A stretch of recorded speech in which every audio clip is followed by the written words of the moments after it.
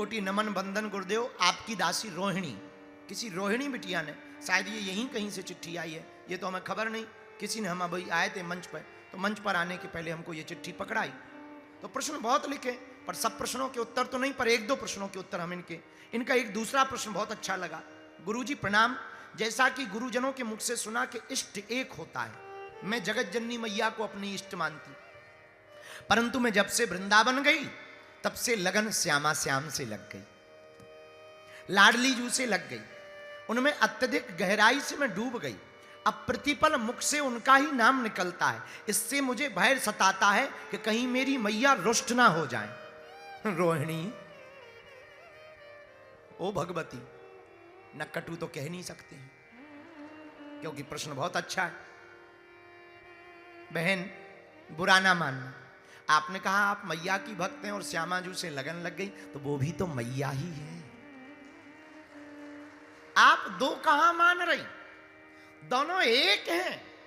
ईश्वर में भेद नहीं है, ना श्यामाजू में भेद है, ना किशोरी जू में भेद है, ना जगत जननी भवानी आद्य परमेश्वरी मां दुर्गा माता में भेद है, सब एक है।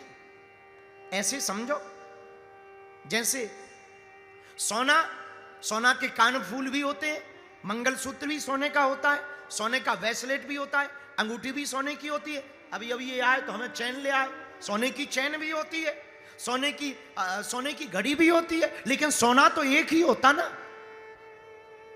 आभूषण अनेक होते हैं, चैन होती है, मंगलसूत्र होता है और ब्रेसलेट होता है, कड़ा होते हैं, पर सोना तो एक ही होता ना।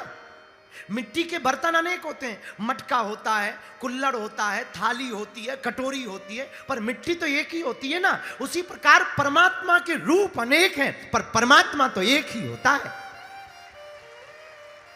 वो अनेक नहीं है।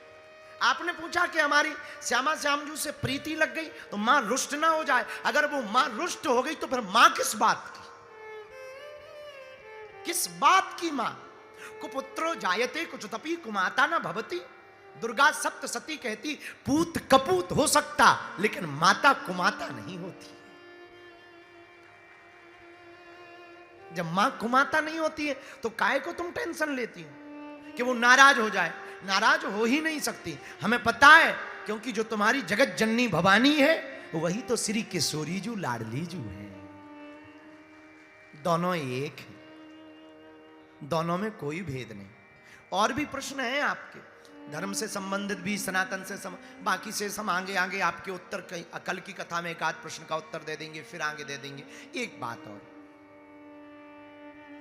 बहुत कान खोलकर सुनना है, हमें माया में लुप्त नहीं होना है, माया से मुक्त होना है।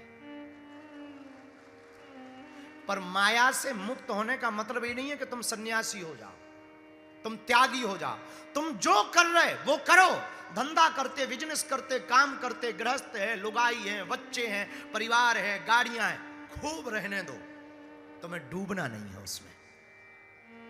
डूबो तो तुम भक्ति में, डूबो तो तुम भगवान नाम में, हौस के साथ जिंदगी जियो, बंधन में मत पड़ो। मेरे पागलो, एक बात तुम कान खोलकर सुन लो, ये संसार की जितनी झंझटें तुम्हें दिख रही हैं, तब तक तुम्हारे लिए झंझट है, तब तक तुम्हारे लिए अच्छा और बुरा है, जब तक तुमको इनकी सच्चाई पता नहीं लगती।